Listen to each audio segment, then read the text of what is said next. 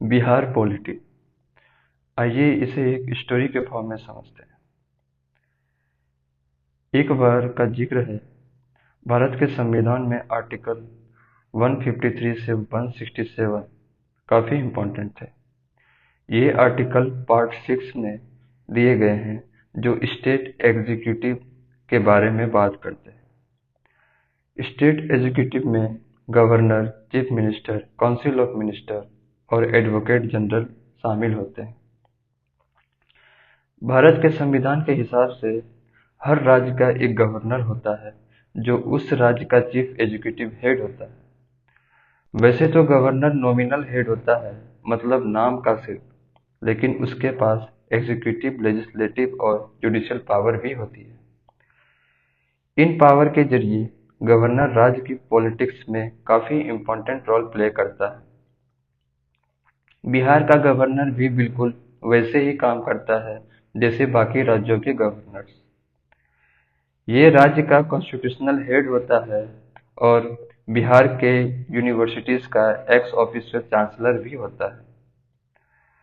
अभी के बिहार के गवर्नर का नाम है राजेंद्र अर्लेंकर। वैसे तो ये अभी बिहार के 41st गवर्नर हैं, लेकिन पहले ये हिमाचल प्रदेश के 21st गवर्नर भी रह चुके हैं। ये एक स्पेशल बात है, क्योंकि राजेंद्र अलंकर गोवा से पहले गवर्नर बनने वाले व्यक्ति थे जो हिमाचल प्रदेश में गवर्नर बने।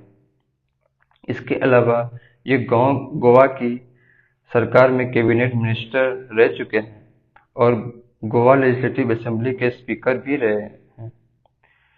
ये भारतीय जनता पार्टी के लीडर हैं।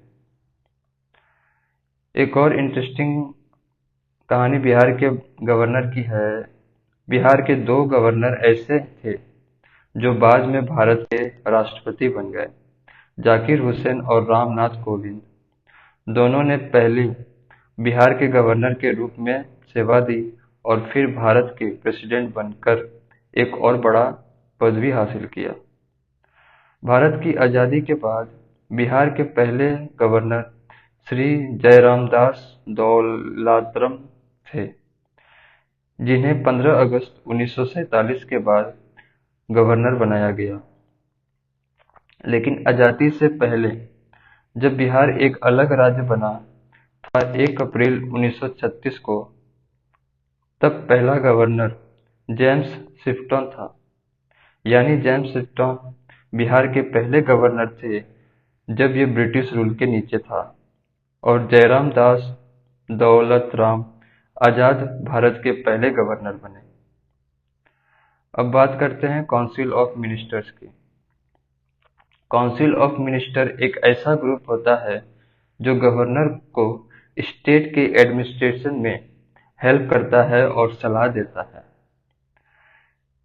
चीफ मिनिस्टर के नेतृत्व में काउंसिल ऑफ मिनिस्टर का करते हैं काउंसिल ऑफ मिनिस्टर की। काउंसिल ऑफ मिनिस्टर का हेड चीफ मिनिस्टर होता है, जिसे गवर्नर अपॉइंट करते हैं।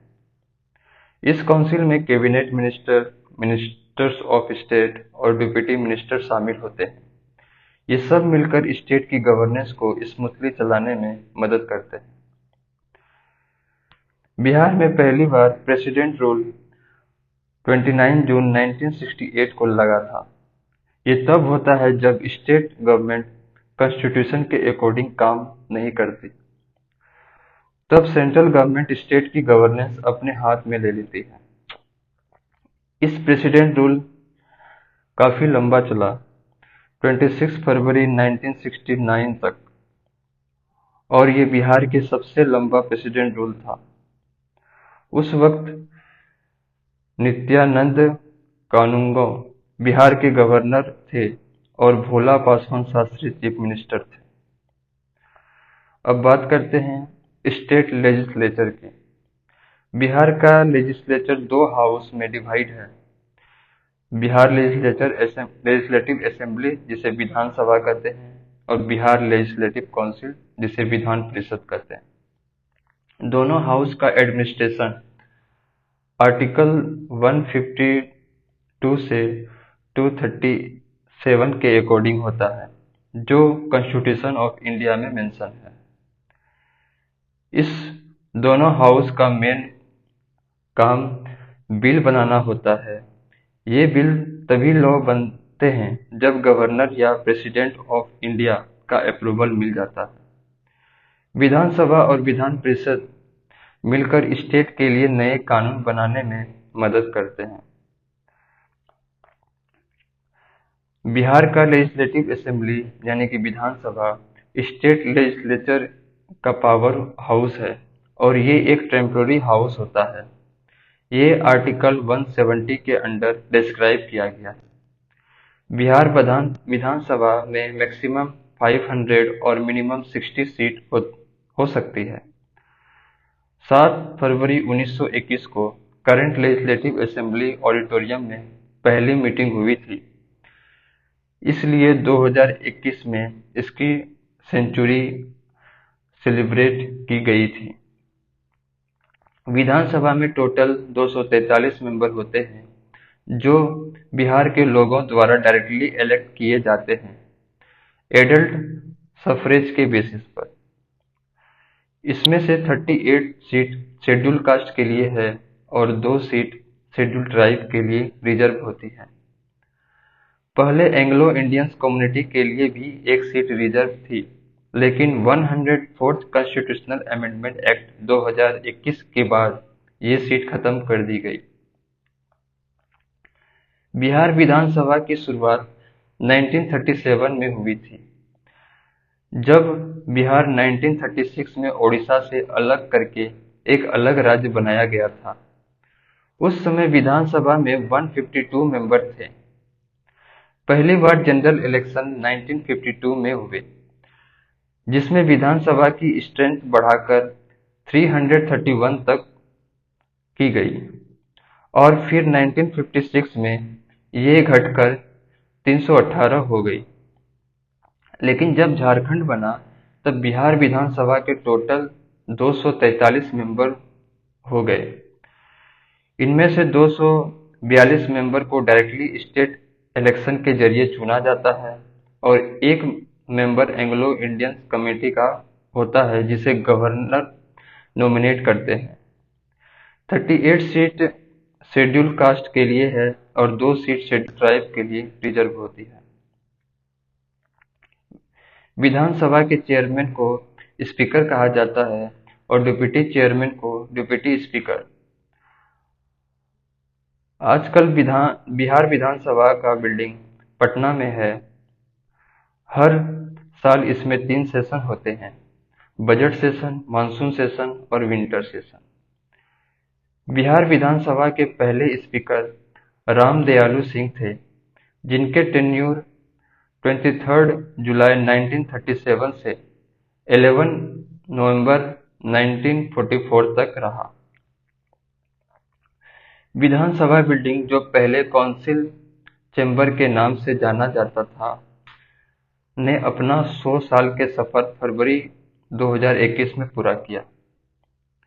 इस बिल्डिंग का डिजाइन आर्किटेक्ट एएम मिलवुड ने किया था, जो एक फ्री रेनेसेंस स्टाइल में बनाया गया था।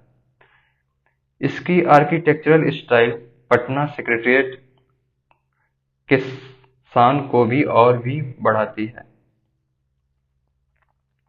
बिहार विधान परिषद की बात करते हैं। बिहार विधान परिषद, जो बिहार राज्य का अपर हाउस है, एक परमानेंट हाउस है। बिहार की लेजिस्लेचर बाइकैमरल है, मतलब इसमें 2 हाउस होते हैं, विधानसभा और विधान परिषद। विधान परिषद को आर्टिकल 169 के तहत बनाया गया है और इसका स्ट्रक्चर आर्टिकल 171 में डिस्क्राइब किया गया है। विधान परिषद में मेंबर की संख्या विधानसभा से 1/3 से ज्यादा नहीं हो सकती और ये संख्या मिनिमम 40 मेंबर तक हो सकती है। इसका मतलब विधान परिषद का साइज विधानसभा के मेंबर से कंपैरिजन में छोटा होता है। इसकी पहली मीटिंग 20 जनवरी 1913 को पटना कॉलेज के ऑडिटोरियम में हुई थी। इसी वजह से 2013 में विधान परिषद का सेंचुरी ईयर मनाया गया।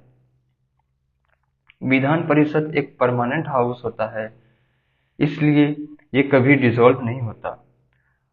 हर 2 साल में इसका 1/3 मेंबर रिटायर हो जाते हैं और नए मेंबर को चुनना पड़ता है। मेंबर का टेन्योर 6 साल होता है, मतलब एक बार मेंबर बनने के बाद 6 सालों तक वो अपना पद संभालते हैं। अब बात करते हैं पटना सेक्रेटेरिएट। पटना सेक्रेटेरिएट, जो पटना सचिवालय या ओल्ड सेक्रेटेरिएट के नाम से भी जाना जाता है, बिहार सरकार का एडमिनिस्ट्रेटिव हेडक्वार्टर है। पटना सेक्रेटेरिएट राजभवन के ईस्ट ईस्ट में लोकेशन है। इसका निर्माण ब्रिटिश ने इंडो सेकेरेंसिक स्टाइल में करवाया था और ये 1917 में कंप्लीट हुआ। ये बिल्डिंग 716 फीट लंबी है और 664 फीट चौड़ी है। इसका डिजाइन जोसेफ मोनिंग ने बनाया था और इसे मार्टिन बर्न ने 1913 से 1917 के बीच कंस्ट्रक्ट किया। ये एक विक्टोरियन स्टाइल की बिल्डिंग है जिसमें एक बड़ा क्लॉक टावर है। जब ये पहले बनाया गया था, इसकी हाइट 198 फीट था, लेकिन 1934 के अर्थक्वेक के बाद इसे घटाकर 184 फीट कर दिया गया। बिल्डिंग के अंदर टेम्परेचर को कंट्रोल करने के लिए कंक्रीट सीलिंग और आउटर टाइल्स के बीच गैप रखा गया है, जो रानीगंज से लाया गया था। सेक्रेटेरिएट कैंपस के अंदर खूबसूरत लॉन्स हैं और बिहार के पहले चीफ मिनिस्टर श्री कृष्ण सिंह की एक ब्रॉन्ज स्टेचू लगी है। यहाँ एक मार्टायर मेमोरियल भी है, जो 1942 की अगस्त क्रांति में अपनी जान गंवाने वाले 7 स्टूडेंट की याद में बनाया गया है।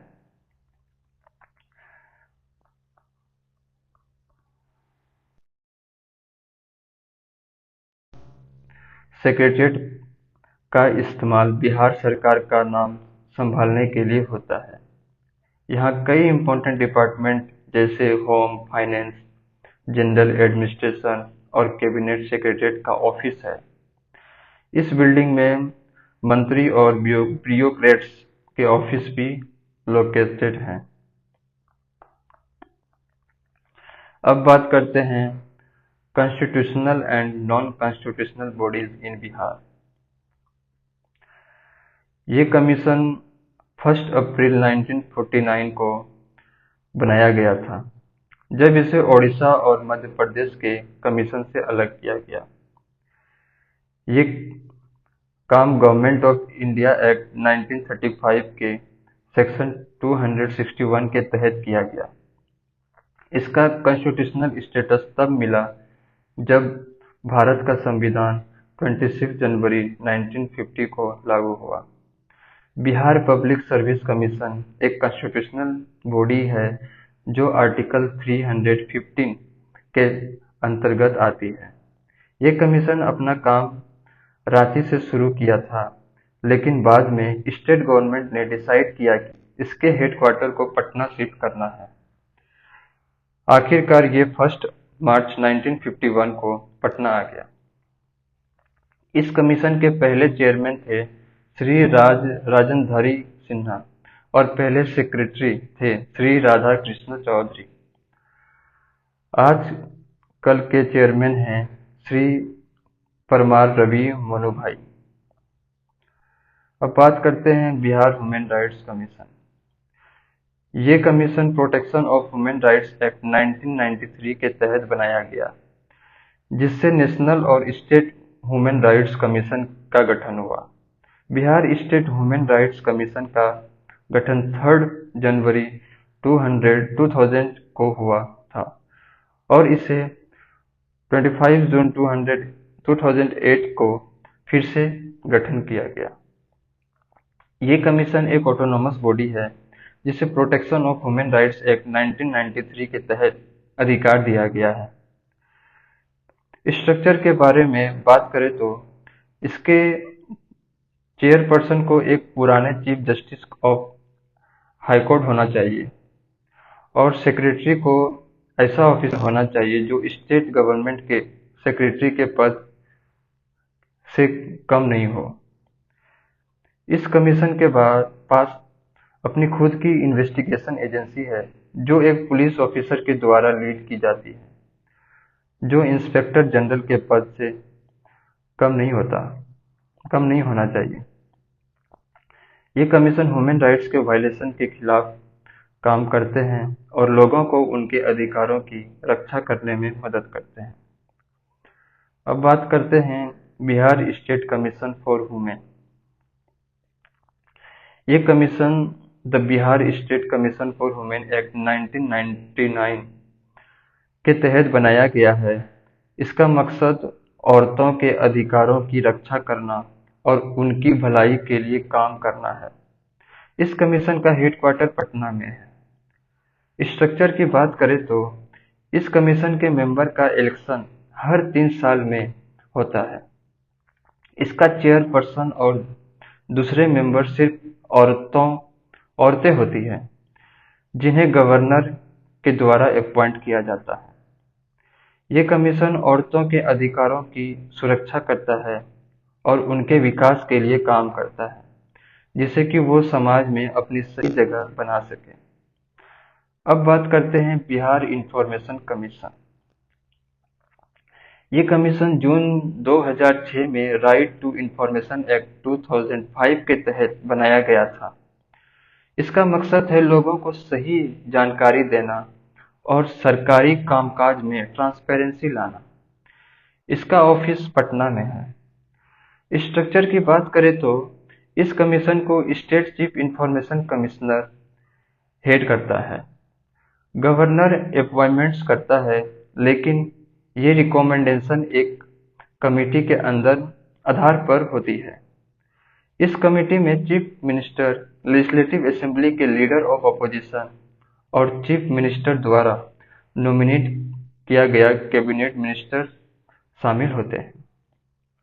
ये कमीशन सरकार के कामों को लोगों के सामने रखने में मदद करता है, जिससे लोगों को अपने अधिकारों के लिए लड़ने की ताकत मिलती है।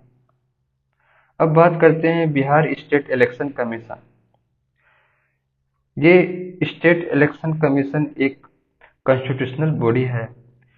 इसकी स्थापना 30 मार्च 1994 को बिहार पंचायत राज एक्ट 1993 के तहत की गई थी। फंक्शन की बात करें तो इस कमीशन का मुख्य काम है पंचायत के इलेक्शन को कंडक्ट करना। इसकी पावर और रिस्पॉन्सिबिलिटी को आर्टिकल 243 के में बताया गया है। इलेक्शन कंडक्ट करने के लिए कॉन्स्टिट्यूशनल प्रोविजन के साथ साथ स्टेट असेंबली द्वारा बनाया गया कानून भी इस्तेमाल होते हैं।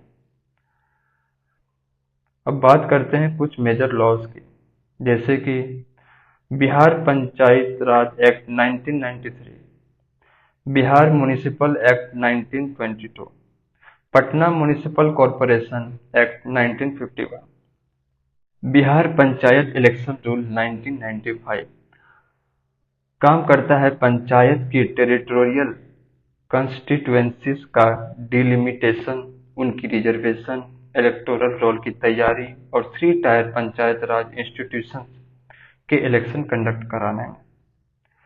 वहीं Bihar municipalities constitution of territorial constituencies rule 2001 नगर परिषद और नगर पंचायत के टेरिटोरियल कॉन्स्टिट्यूएंसीज के डिलिमिटेशन से जुड़ी व्यवस्थाएं देखता है। अब बात करते हैं बिहार स्टेट माइनॉरिटीज कमीशन। ये कमीशन 26 अप्रैल 1971 को स्थापित किया गया था, जब स्टेट गवर्नमेंट ने एक आदेश जारी किया। इस कमीशन का चेयरमैन चीफ मिनिस्टर होता है और मेंबर सेक्रेटरी की भूमिका public grievance commissioner Shri S Alam ने निभाई। इस कमीशन का मकसद ये था कि इंडियन कॉन्स्टिट्यूशन के तहत सभी नागरिकों को, चाहे उनका धर्म या सेक्स कुछ भी हो, बराबरी का मूल अधिकार दिया जाएगा। ये कमीशन रिलीजियस और लिंग्विस्टिक माइनॉरिटीज के हितों का रक्षण करने के लिए काम करते हैं, ताकि उनके सही तरीके से उनके अधिकार मिल सके और उनकी समस्याओं का समाधान किया जा सके। अब बात करते हैं Bihar state department for SC and ST. ये डिपार्टमेंट शेड्यूल कास्ट और शेड्यूल ट्राइब्स वेलफेयर के लिए बनाया गया है। इसका मुख्य काम है इन कमिटीज की विकास और उनके अधिकारों की रक्षा करें। एग्जीक्यूटिव बिजनेस रूल 1979 में कुछ बदलाव किए गए हैं, जिससे ये डिपार्टमेंट नोडल डिपार्टमेंट के रूप में निर्धारित किया गया है। इसका मतलब है कि यह डिपार्टमेंट अलग अलग स्कीम्स और पॉलिसीज को इम्प्लीमेंट और मॉनिटर करेगा जो इन कम्युनिटीज के लिए बनाई गई है। इस डिपार्टमेंट का काम है ये एससी और एसटी के लोगों के सही सुविधाएं और अधिकार मिलते रहे, ताकि उनका समाज में विकास हो। अब बात करते हैं बिहार का जुडिशियल सिस्टम। बिहार का जुडिशरी सिस्टम ब्रिटिश इंडिया के वक्त से ही बना हुआ है। जुडिशरी गवर्नमेंट का एक बहुत जरूरी पार्ट है, जो लेजिस्लेचर और एग्जीक्यूटिव के अलावा गवर्नमेंट का थर्ड पार्ट है। हाई कोर्ट की बात करें तो ये एक महत्वपूर्ण भाग है। भारत की कॉन्स्टिट्यूशन के आर्टिकल 214 से 231 तक हाई कोर्ट के लिए नियम दिए गए हैं। आर्टिकल 214 कहता है कि हर राज्य के लिए एक हाई कोर्ट बनाया जाएगा, लेकिन अगर जरूरत हो तो पार्लियामेंट दो या उससे ज्यादा राज्यों के लिए एक ही हाई कोर्ट भी बना सकती है, जो कि आर्टिकल 231 में कहा गया। हाई कोर्ट राज्य की जुडिशियरी एडमिनिस्ट्रेशन का सर्वोपरि स्थान होगा। देश में टोटल 25 हाई कोर्ट हैं, जिनमें से 3 हाई कोर्ट ऐसे हैं जो एक से ज्यादा राज्यों पर नियंत्रण रखते हैं।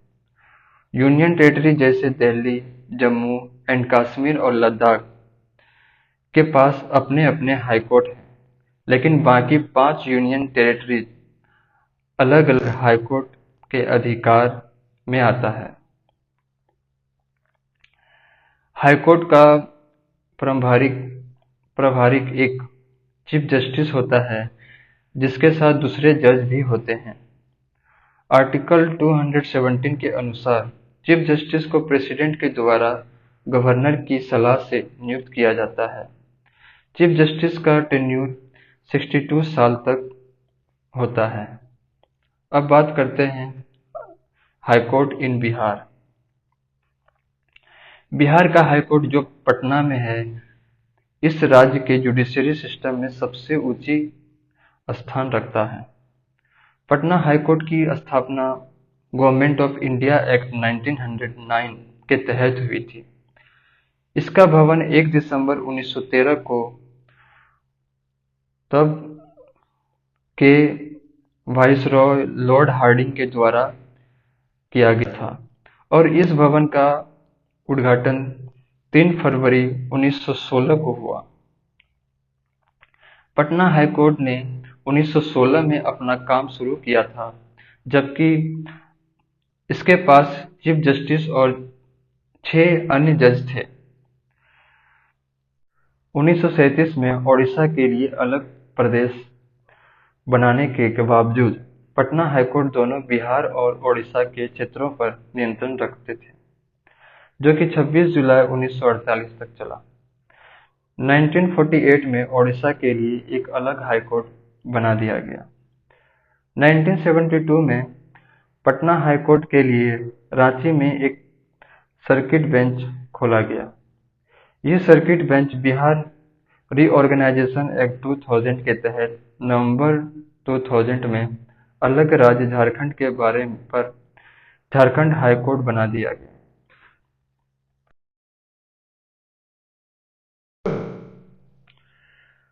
1972 में पटना हाईकोर्ट के लिए रांची में एक सर्किट बेंच खोला गया। ये circuit bench Bihar reorganisation act 2000 के तहत नवंबर 2000 में अलग राज्य झारखंड के बनने पर झारखंड हाईकोर्ट बना दिया गया। हाल ही में बिहार के गवर्नर राजेंद्र विश्वनाथ अरलेकर ने जस्टिस चंदेल को पटना हाईकोर्ट के लिए पद की शपथ दिलाई। जस्टिस चंदेल को 29 मई 2024 को छत्तीसगढ़ हाईकोर्ट से पटना हाईकोर्ट में ट्रांसफर किया गया, जो union ministry of law and justice के द्वारा जारी किया गया था। इसके अलावा के विनोद चंद्रन को पटना हाईकोर्ट का नया चीफ जस्टिस नियुक्त किया गया। अब बात करते हैं हाईकोर्ट का कंट्रोल।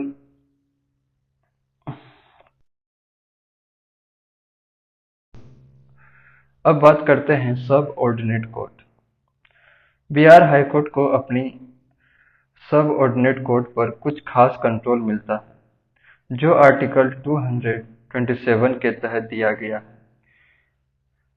कुछ पावर्स के बारे में बात करते हैं। रिटर्न मांगना। हाईकोर्ट सब ऑर्डिनेट कोर्ट से रिपोर्ट या रिटर्न मांग सकता है, जिससे उनकी काम करने की स्थिति जांचने में मदद मिलती है।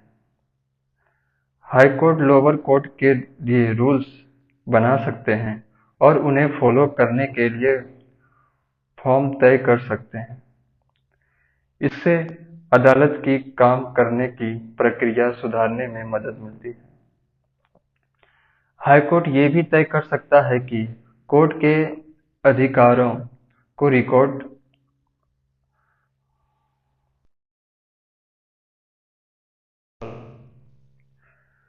हाईकोर्ट ये भी तय कर सकता है कि कोर्ट के अधिकारियों को रिकॉर्ड्स किस प्रकार रखने हैं। अब बात करते हैं सब ordinate courts in Bihar. Bihar में सब ऑर्डिनेट कोर्ट्स में कई तरह की अदालतें शामिल हैं, जैसे कि डिस्ट्रिक्ट कोर्ट, लोक अदालत और लोकायुक्तास। डिस्ट्रिक्ट कोर्ट की बात करें तो डिस्ट्रिक्ट कोर्ट की स्थापना भारतीय संविधान के आर्टिकल 233 से 237 के तहत होती है। डिस्ट्रिक्ट कोर्ट डिस्ट्रिक्ट स्तर पर न्याय प्रदान करता है। ये कोर्ट उन राज्यों की हाईकोर्ट की एडमिनिस्ट्रेटिव कंट्रोल में होती है। अगर किसी फैसले से कोई असंतुष्ट होता है तो उस फैसले को हाईकोर्ट के अपीलेट जुरिसडिक्शन में चैलेंज किया जा सकता है। अब बात करते हैं district courts in Bihar. Bihar में टोटल 38 डिस्ट्रिक्ट हैं और हर डिस्ट्रिक्ट में डिस्ट्रिक्ट या सब ऑर्डिनेट कोर्ट्स हैं। Muzaffarpur district courts.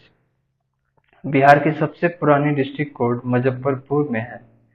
इस जजशिप की स्थापना 1875 में हुई थी। तब ये कलकत्ता हाईकोर्ट के अंडर था। इसका टेरिटोरियल विस्तार दरभंगा, मोतिहारी और छपरा तक था। बाद में 1898 में दरभंगा की जजशिप अलग की गई और छपरा और सारण की जजशिप 1899 में बनाई गई। 1947 तक बिहार में 13 जजशिप बना दी गई थी। ओडिशा जजशिप अलग होने के बाद 1948 में नया जजशिप बनाया गया। 15 नवंबर 2000 को झारखंड राज्य का गठन होने के बाद बिहार की जुडिशरी में बाइफरकेशन हुआ। हजारीबाग, पलामू, सिंघभू और दरभंगा की जजशिप झारखंड को चली गई। बिहार में नए जजशिप जमुई में 2005 और शिवहर में 2012 में बनाए गए। अब बात करते हैं ग्राम कचहरी। बिहार में ग्राम कचहरी एक ऐसा संस्थान है जो ग्राम पंचायत के आधार लोकल इश्यूज को सुलझाने और लीगल मदद देने के लिए बना है।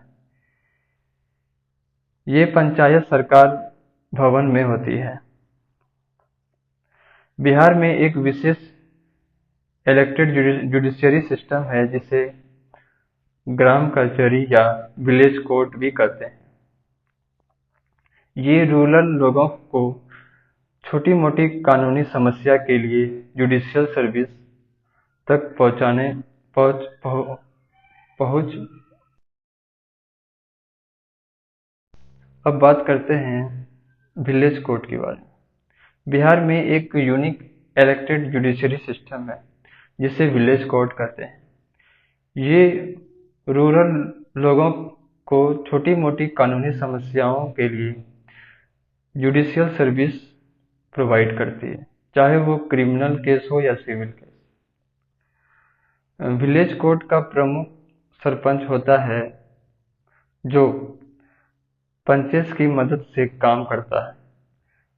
सरपंच और पंचेज को ग्राम पंचायत के वोटर्स द्वारा चुना जाता है। विलेज कोर्ट को बिहार पंचायत राज एक्ट 1947 में इंट्रोड्यूस किया गया था और ये 1948 में लागू हुआ। हर ग्राम पंचायत में विलेज कोर्ट बनाई गई है।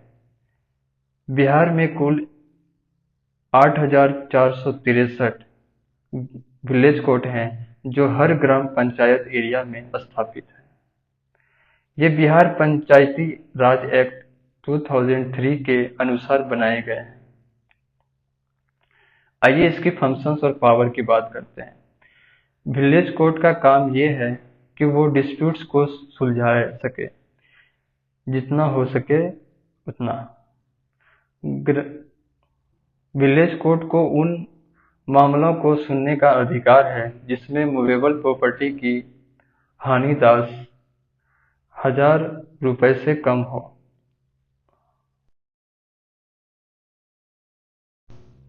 अब बात करते हैं functions and power of village court. Village court का काम ये है कि वो डिस्प्यूट्स को सुलझा सके, जितना हो सके। विलेज कोर्ट को उन मामलों को सुनने का अधिकार है जिसमें मूवेबल प्रॉपर्टी की लॉस 10,000 रुपए से कम हो, जिसे सिविल राइट्स एक्ट के सेक्शन 120 के तहत दिया गया है। ये विलेज कोर्ट एक इनिशिएटिव है राज्य सरकार का जिसका मकसद छोटे डिस्प्यूट्स को बिना समय या पैसे खोए सुलझाया जा सके। अब इसके स्ट्रक्चर की बात करते हैं।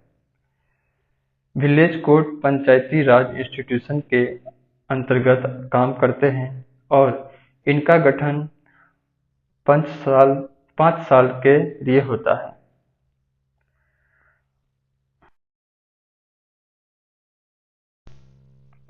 अब इसकी स्ट्रक्चर की बात करते हैं। विलेज कोर्ट पंचायती राज इंस्टीट्यूशन के अंतर्गत काम करते हैं और इनका गठन 5 साल के लिए होता है।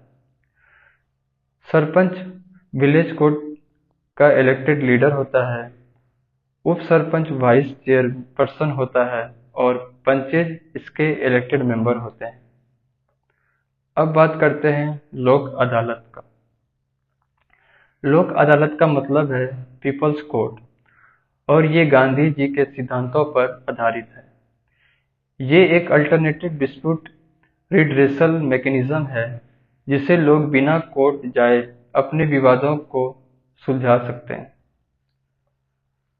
लोक अदालत का मूल उद्देश्य है कि वो समाज के कमजोर वर्गों को तेजी से और सस्ते में न्याय प्रदान करे। इस सिस्टम को पहली बार प्रमुख न्यायाधीश पी.एन. भागवती ने प्रचार किया था।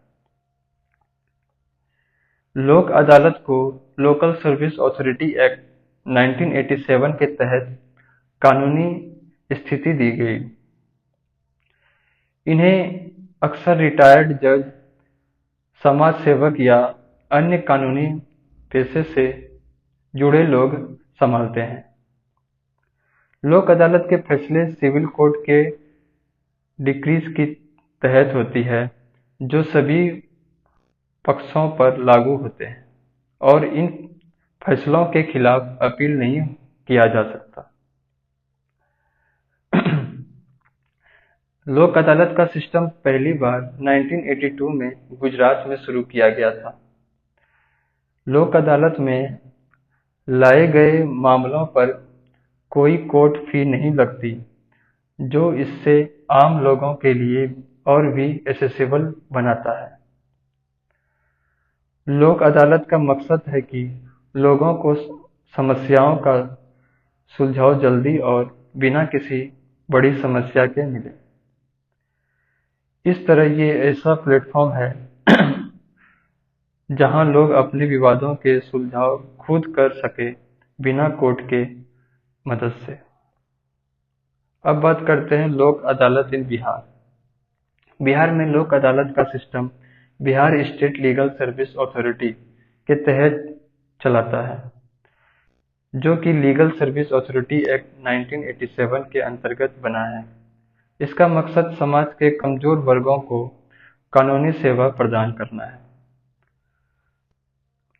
लोक अदालत के प्रकार। बिहार में 3 प्रकार की लोक अदालत चल रही है: कंटिन्यूअस लोक अदालत, मोबाइल लोक अदालत, नेशनल लोक अदालत। कंटिन्यूअस लोक अदालत ये ऐसे अदालत हैं जो लगातार अपने काम करती रहती है और लोगों के विवादों को सुलझाती रहती है। मोबाइल लोक अदालत ये अदालत गांव-गांव जाकर लोगों के समस्याओं का समाधान करने का काम करती है। इससे लोगों की उनकी जगह पर ही न्याय मिल जाता है। नेशनल लोक अदालत ये एक विशेष दिन पर होती है, जिसमें कई मामले एक साथ सुलझाए जाते हैं और इसमें सभी पक्षों का समर्थन होता है। Bihar right to public grievance redressal act के बारे में बात करते हैं। बिहार ने इस एक्ट को 5 जून 2016 से लागू किया है। इसका मकसद आम जनता के ग्रीवेंसेस और शिकायतों को सुनने और उन्हें 60 दिन के अंदर सुलझाने का है। बिहार सरकार ने एक ऑनलाइन पोर्टल भी शुरू किया है, जिसका नाम है lokshikayat.bihar.government.in, जहां लोग अपनी शिकायतें दर्ज कर सके और मदद ले सकते हैं। अब बात करते हैं लोकायुक्ता की। लोकायुक्ता एक ऐसी संस्था है जो भारत के राज्य में भ्रष्टाचार के खिलाफ लड़ने के लिए बनाई गई है। इसका मकसद आम जनता के हितों का रक्षण करना है, जिससे बेकार प्रशासन और राजनीति भ्रष्टाचार के समाधान किया जा सकता है। राज्यों में लोकायुक्ता को स्टेट लेजिस्लेचर के द्वारा नियुक्त किया जाता है। इसमें कुछ महत्वपूर्ण लोग होते हैं, जैसे कि chief minister, speaker, opposition leader और chief justice of high court. जब लोकायुक्ता को नियुक्त किया जाता है, तब उसे ना तो हटाया जा सकता है और ना ही ट्रांसफर किया जा सकता है। लेकिन अगर जरूरत पड़ती है तो लोकायुक्ता को इम्पीच करने का प्रोसेस होता है, जिससे उसे हटाने के लिए एक मोशन पास करना पड़ता है। अब बात करते हैं लोकायुक्ता इन बिहार। बिहार में लोकायुक्ता की स्थापना 1973 के बिहार लोकायुक्ता एक्ट के तहत की गई थी। इस एक्ट में कई बदलाव 2012 में किए गए थे। लोकायुक्ता पूरे बिहार में लागू होता है। लोकायुक्ता की नियुक्ति बिहार के गवर्नर द्वारा की जाती है। इस नियुक्ति में कुछ महत्वपूर्ण लोग शामिल होते हैं, जैसे कि chief justice of Patna high court, leader of opposition. Lokayukta के को 5 साल के लिए नियुक्त किया जाता है, जिससे वो अपने दायित्वों को पूरे कर सके। इस प्रकार लोकायुक्ता बिहार में भ्रष्टाचार के खिलाफ एक महत्वपूर्ण संस्था है, जो आम जनता के हितों का रक्षण करती है। बिहार लोकायुक्ता 3 सदस्यों से मिलकर बनता है, जिसमें से 2 सदस्य बिहार के न्यायिक व्यवस्था से होते हैं, यानी उन्हें बिहार हाईकोर्ट के न्यायाधीश के रूप में सेवा देनी चाहिए या फिर वो पहले से न्यायाधीश रहे हो।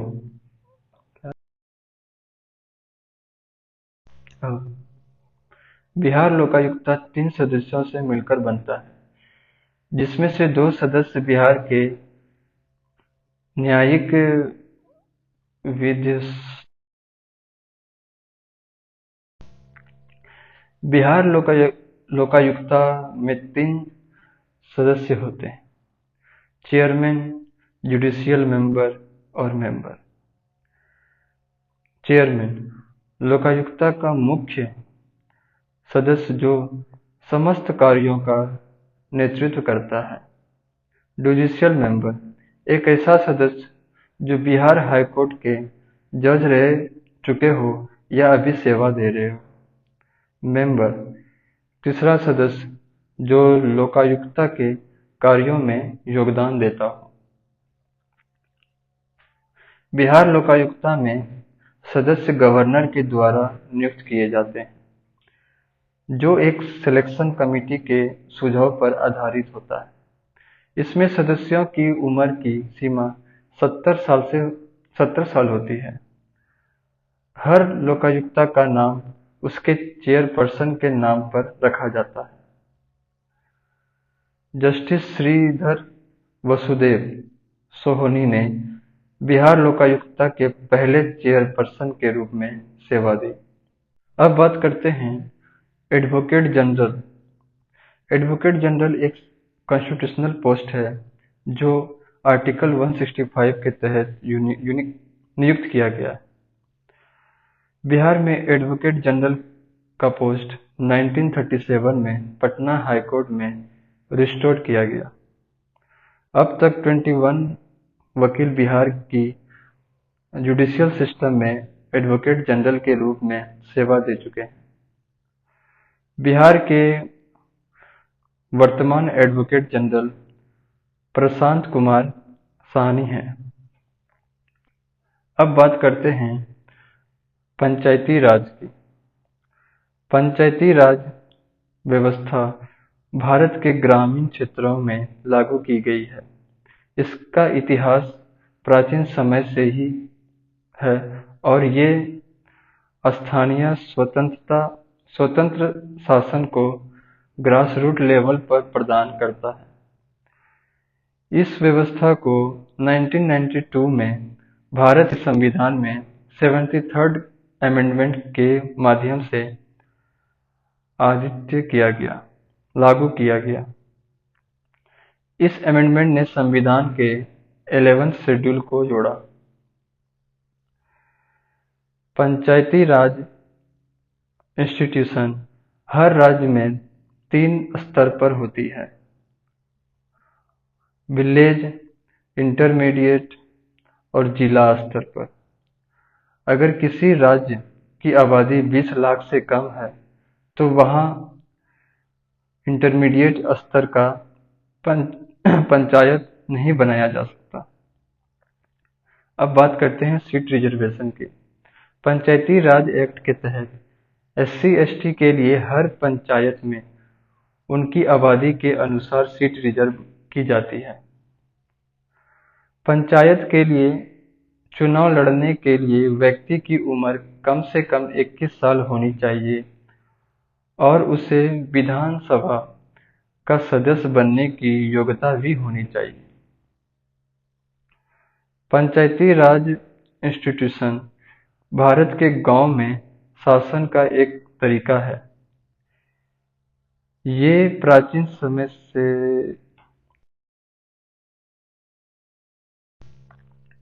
बिहार में पंचायती राज इंस्टीट्यूशन की शुरुआत 1947 में हुई, जब बिहार पंचायती राज अभियान को पास किया गया।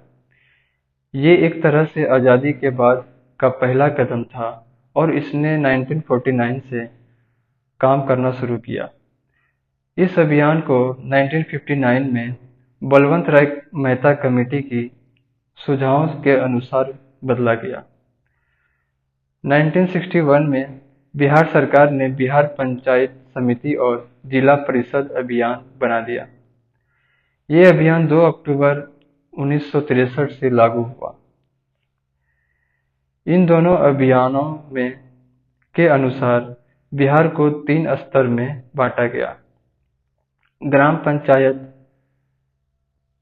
पंचायत समिति और जिला परिषद। ग्राम पंचायत सबसे नीचे का स्तर, जो गांव की सरकार को दर्शाता है। पंचायत समिति ये ब्लॉक लेवल पर काम करती है। जिला परिषद ये डिस्ट्रिक्ट लेवल पर काम करती है। इस व्यवस्था का मकसद ये है कि हर स्तर पर लोगों को अपनी सरकार चलाने का मौका मिले। ग्राम पंचायतों के चुनाव के कार्य स्टेट इलेक्शन कमीशन द्वारा किया जाता है, ताकि लोग खुद अपने प्रतिनिधियों का चुनाव कर सके। इस तरह से बिहार में पंचायती राज व्यवस्था गांव के लोगों के लिए एक सही रास्ता है अपने विकास और समस्याओं का समाधान करने का। बिहार पंचायती राज एक्ट 2006 8 अप्रैल 2006 से लागू हुआ। इस अभियान के मुख्य प्रबंध कुछ इस प्रकार हैं। पंचायती राज के लिए 3 स्तर होगा: ग्राम पंचायत, पंचायत समिति, जिला परिषद।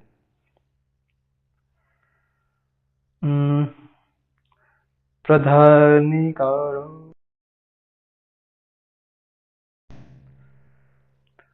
हर लेवल के मेंबर को अलग अलग नाम दिया जाते हैं। जैसे मुखिया ग्राम पंचायत का प्रमुख होता है, प्रमुख पंचायत समिति का प्रमुख होता है, अध्यक्ष जिला परिषद का प्रमुख होता है।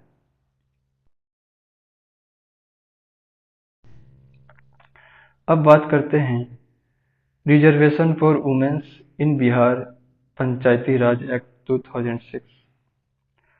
बिहार पंचायती राज एक्ट 2006 में महिलाओं के लिए रिजर्वेशन का प्रबंध किया है।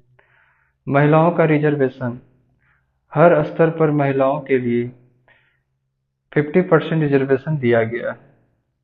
ये रिजर्वेशन पहले की तुलना में बढ़ाकर 33% से 50% किया गया है।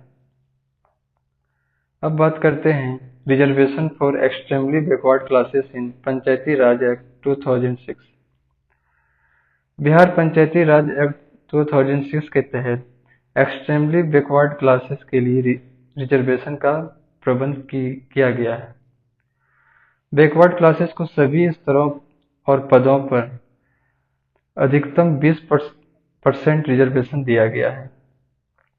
शेड्यूल कास्ट और शेड्यूल ट्राइब्स को अपनी आबादी के अनुसार में सभी स्तरों पर रिजर्वेशन मिलेगा।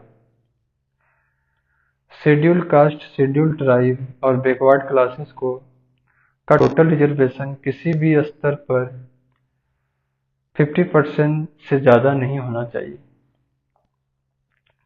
पंचायती राज के इलेक्टेड पोस्ट होल्डर को पब्लिक सर्वेंट का दर्जा दिया जाएगा। पंचायती राज के चुनाव स्टेट इलेक्शन कमीशन के अधीन होगा। अब बात करते हैं silent futures of Panchayati Raj in Bihar. 50% reservation for women. Bihar government ने लोकल पंचायत में 50% रिजर्वेशन दिया है। ये भारत के पहला राज्य है जो इस तरह का रिजर्वेशन इम्प्लीमेंट करता है। इसके अलावा उत्तराखंड, मध्य प्रदेश और हिमाचल प्रदेश जैसे राज्यों में भी ये कानूनी बना है। पंचायत की आबादी 5 साल अवधि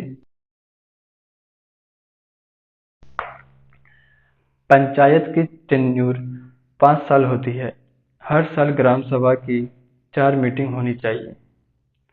स्ट्रक्चर एंड फीचर्स की बात करें, ग्राम सभा को गठन और कार्य व्यवस्था पंचायत राज एक्ट 2006 के तहत होती है।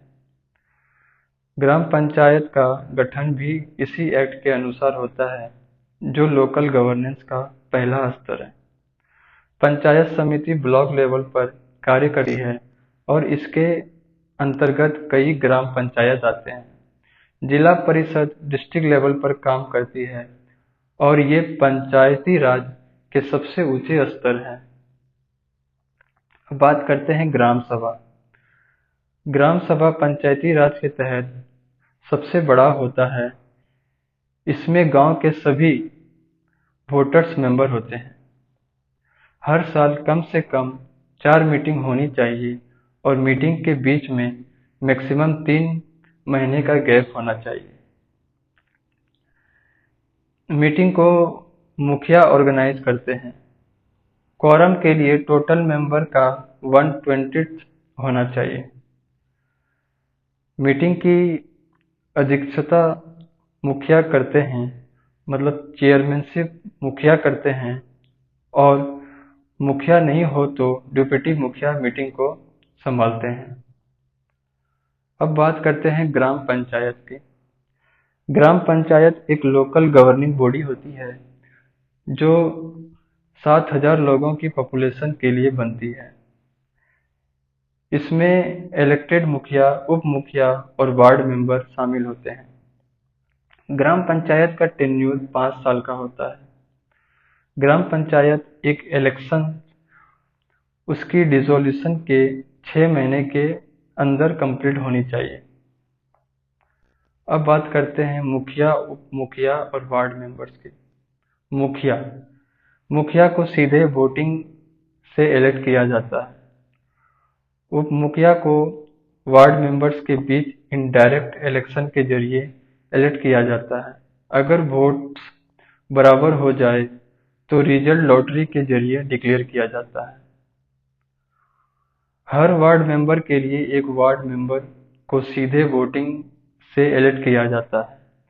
हर 500 लोगों की पॉपुलेशन के लिए एक वार्ड मेंबर इलेक्ट होता है। मुखिया और डिप्टी मुखिया दोनों अपनी रेजिग्नेशन लेटर डिस्ट्रिक्ट पंचायत राज ऑफिसर को लिख सकते हैं। वार्ड मेंबर अपनी रेजिग्नेशन लेटर खुद लिखकर मुखिया को दे सकते हैं।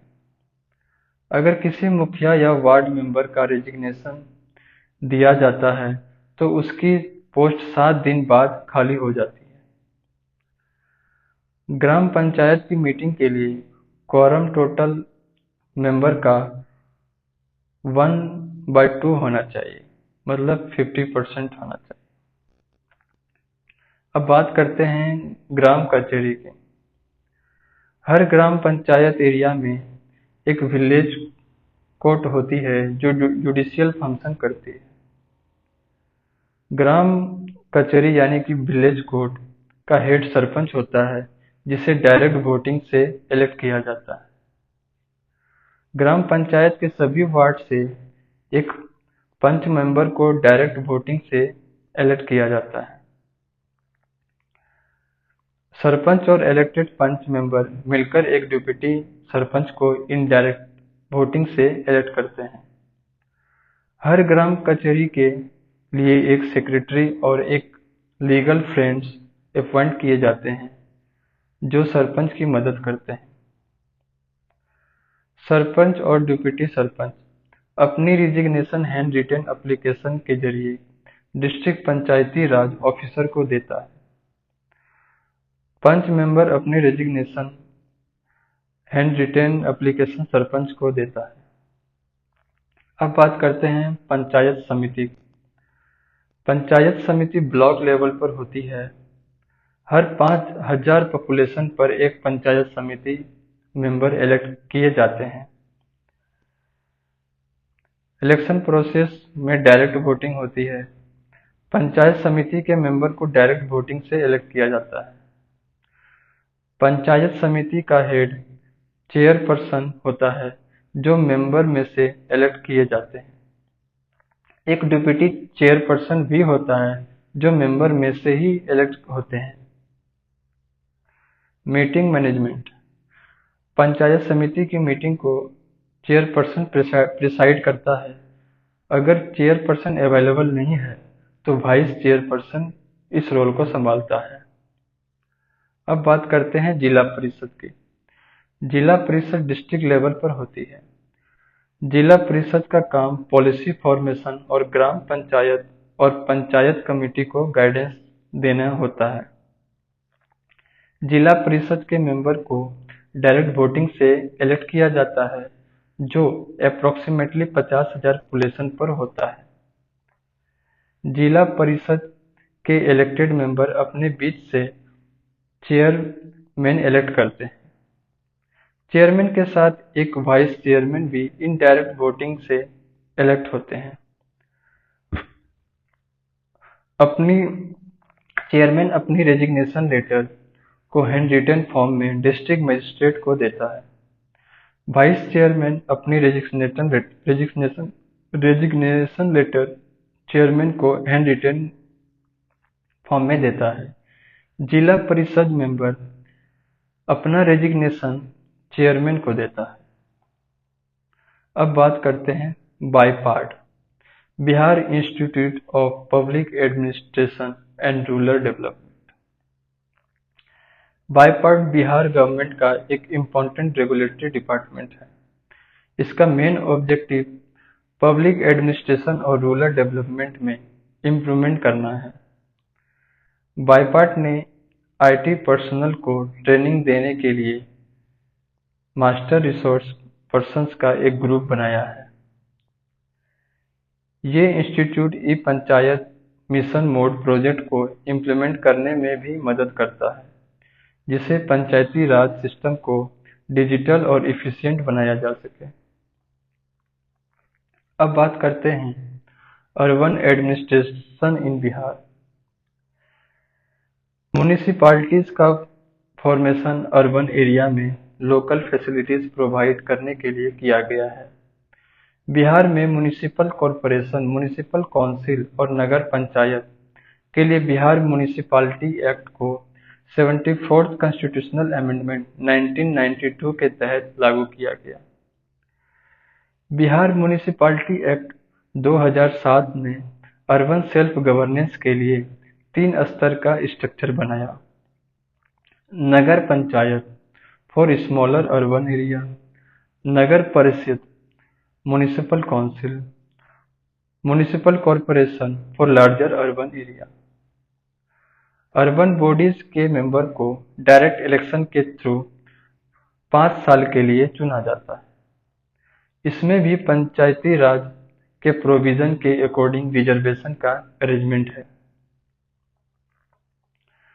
अब बात करते हैं urban local bodies in Bihar. Bihar में अर्बन लोकल बॉडीज का खास काम 1920 से हो रहा है। ब्रिटिश इंडिया के समय 1922 में बिहार और ओडिशा म्युनिसिपल एक्ट पास किया गया था, जिसकी वजह से अलग अलग म्युनिसिपैलिटीज और नोटिफाइड एरिया कमेटी बनाई गई। ये रूल्स 1 अप्रैल 1929 से लागू हुए। पटना म्युनिसिपल कॉरपोरेशन 15 अगस्त 1952 को बना। ये पटना म्युनिसिपल कॉरपोरेशन एक्ट 1951 के तहत बना था। इसकी जानकारी Bihar gazette extraordinary number 249 में 30 जुलाई 1951 को दी गई थी।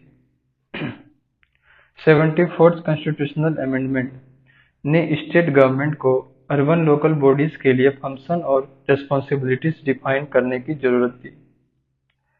बिहार विधानसभा ने 2007 में बिहार म्युनिसिपल एक्ट बनाया, जो अर्बन लोकल बॉडीज के लिए पुराने एक्ट को रिप्लेस करता है। इस एक्ट में बिहार गवर्नमेंट को म्युनिसिपल अकाउंटिंग मैनुअल बनाने का भी कह दिया गया।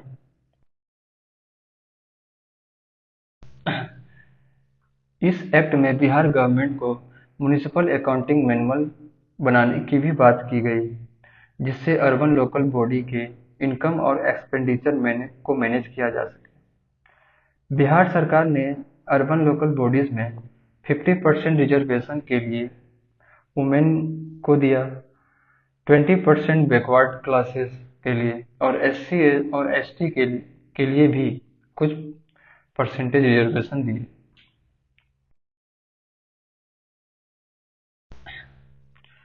बिहार सरकार ने अर्बन लोकल बॉडीज में 50% रिजर्वेशन वुमेन के लिए, 20% बैकवर्ड क्लासेस के लिए और एससी और एसटी के लिए भी कुछ परसेंटेज रिजर्वेशन दिया है। इसके अलावा टाउनशिप और कैंटोनमेंट बोर्ड भी अर्बन और सेमी अर्बन एरिया का ध्यान रखते हैं। साथ ही म्युनिसिपल कॉरपोरेशन, म्युनिसिपल काउंसिल और नगर पंचायत भी काम करते हैं। अब बात करते हैं 3 tyre structure of urban local bodies. Bihar में अर्बन लोकल बॉडीज का 3 स्तर का ढांचा है। म्युनिसिपल कॉरपोरेशन, ये सबसे बड़ा अर्बन लोकल बॉडी है जो बड़े शहरों में काम करता है। म्युनिसिपल कॉरपोरेशन का काम शहर की डेवलपमेंट और सर्विस मैनेज करना होता है, जैसे कि वाटर सप्लाई, सैनिटेशन और रोड मैनेजमेंट। म्युनिसिपल काउंसिल, ये मीडियम साइज अर्बन एरिया के लिए होता है। म्युनिसिपल काउंसिल की रिस्पॉन्सिबिलिटीज में लोकल गवर्नेंस और बेसिक फैसिलिटीज जैसे एजुकेशन, हेल्थ और इंफ्रास्ट्रक्चर इम्प्रूवमेंट शामिल है। नगर पंचायत, नगर पंचायत छोटे शहरों या टाउन के लिए होते हैं जो अभी अर्बनाइज हो रहे हैं। ये लोकल सेल्फ गवर्नेंस को प्रमोट करता है और उन एरिया में बेसिक एमिनिटीज का ध्यान रखता है।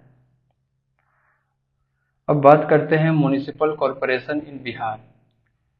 बिहार में म्युनिसिपल कॉरपोरेशन का स्ट्रक्चर इस तरह है, जैसे पॉपुलेशन एंड नंबर। सेंसस 2001 के मुताबिक बिहार में 12 म्युनिसिपल कॉरपोरेशन है। इन 12 शहरों की पॉपुलेशन 2 लाख से ज्यादा है। मुजफ्फरपुर पहला शहर था जहां म्युनिसिपल कॉरपोरेशन बना। पटना म्युनिसिपल कॉरपोरेशन 5 अगस्त 1952 को स्टेब्लिश हुई थी। म्युनिसिपल कॉरपोरेशन को अपने काम के लिए फंड टैक्सेस, रेंट और गवर्नमेंट ग्रांट्स के थ्रू मिलते हैं। Muzaffarpur municipal corporation backward classes के लिए रिजर्व है, जबकि गया म्युनिसिपल कॉरपोरेशन शेड्यूल्ड ट्राइब्स के लिए रिजर्व है। बिहार के उन शहरों में जहां म्युनिसिपल कॉरपोरेशन है, पॉपुलेशन 5 लाख से लेकर 10 लाख या उससे ज्यादा है।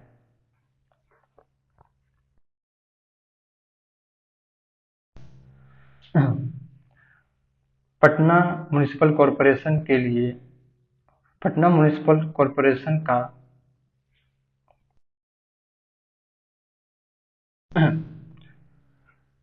पटना म्युनिसिपल कॉरपोरेशन के 75 वार्ड को 6 सर्कल के अंदर एग्जीक्यूटिव कंट्रोल में रखा गया है। अब बात करते हैं म्युनिसिपल काउंसिल इन बिहार। बिहार में म्युनिसिपल काउंसिल यानी कि नगर परिषद का रोल छोटे शहरों, टाउन और सेमी अर्बन एरिया को संभालता है। नगर परिषद छोटे शहरों और टाउन में लोकल गवर्नेंस के लिए काम करती है। इनका पॉपुलेशन रेंज 40,000 से लेकर 2 लाख तक होती है।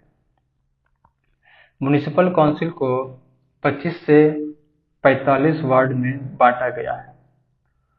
हर नगर परिषद एक चेयरमैन के अंडर होती है जो कि दूसरे मेंबर के साथ मिलकर काम करता है। बिहार में नगर पंचायत उन एरिया में काम करती है जो रूरल से अर्बन बन रहे हैं। यहाँ कुछ खास बातें। नगर पंचायत उन जगह पर है जहाँ गांव शहर बन रहा है। इनका पॉपुलेशन रेंज 12,000 से लेकर 40,000 तक होता है। नगर पंचायत को 10 से 25 वार्ड में बांटा गया है। हर नगर पंचायत का एक चेयरमैन होता है जिसके साथ 10 इलेक्टेड मेंबर होते हैं। Member of urban local bodies in Bihar. Bihar के अर्बन लोकल बॉडीज में दो मुख्य पद हैं, मेयर चेयरमैन और chief executive officer. Mayor chairman urban local body का हेड होता है, मीटिंग को प्रेसाइड करता है और जनरल गवर्नेंस का जिम्मेदार होता है। ये जनरल इलेक्शन के जरिए चुना जाता है। Chief executive officer full time principal executive officer होता है, स्टेट गवर्नमेंट द्वारा अपॉइंट किया जाता है, बोर्ड मीटिंग की सुपरविजन करता है, बजट एस्टिमेट बनाता है और स्कीम की मॉनिटरिंग और इम्प्लीमेंटेशन का ध्यान रखता है। अब बात करते हैं reservation seat in urban local body. Article 243 के तहत म्यूनिसिपैलिटीज में सीट का रिजर्वेशन दिया गया है जो शेड्यूल कास्ट, शेड्यूल ट्राइब और महिलाओं के लिए है। महिलाओं का रिजर्वेशन कुल सीट का कम से कम 1/3 यानी कि 1/3 महिलाओं के लिए रिजर्वेशन किया गया है, जिसमें SC और ST महिलाओं के लिए भी सीट शामिल है। राज्य अपने विशेष स्थानीय के आधार पर सीट का रिजर्वेशन डिक्लेयर कर सकते हैं। आर्टिकल 243 के तहत भारतीय संविधान के 12th शेड्यूल में 18 फंक्शनल आइटम दिए गए हैं जो म्यूनिसिपैलिटीज के लिए हैं। इनमें शामिल हैं urban planning, land regulation, planning for economic and social development, building of roads and bridges. अब बात करते हैं urban bodies in Bihar. Bihar में कुल अर्बन बॉडीज की संख्या 261 है जो इस प्रकार है: म्युनिसिपल कॉरपोरेशन 19, म्युनिसिपल काउंसिल 88, नगर पंचायत 154।